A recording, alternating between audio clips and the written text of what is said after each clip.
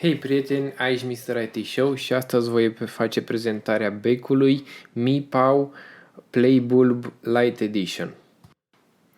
Acest bec nu este unul obișnuit deoarece el prezintă un difuzor prin intermediul căruia puteți să redați muzica pe care vă doriți.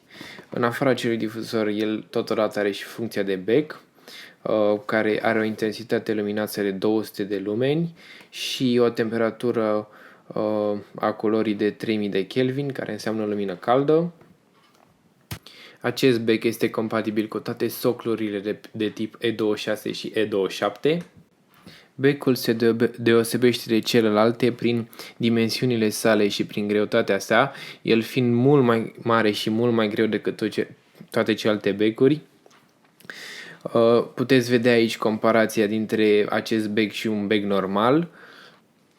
Pentru a conecta acest bec la telefonul dumneavoastră, trebuie doar să puneți becul în soclu, să aprindeți lumina, să intrați în setările telefonului, să selectați opțiunea de Bluetooth, să dați o căutare și să găsiți Playbulb Light pe care îl veți selecta, iar becul va scoate un sunet specific pentru a vă anunța că este conectat la telefonul dumneavoastră.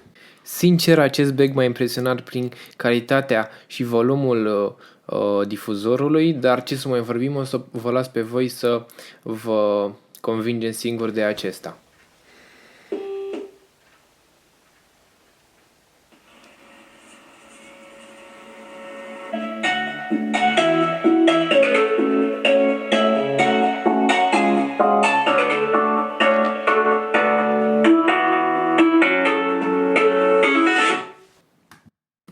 Cam acesta a fost review-ul becului Mi Pow Playbulb Light Edition.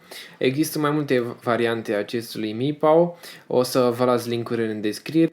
Și nu uitați să dați like, share și subscribe. Până data viitoare, numai bine!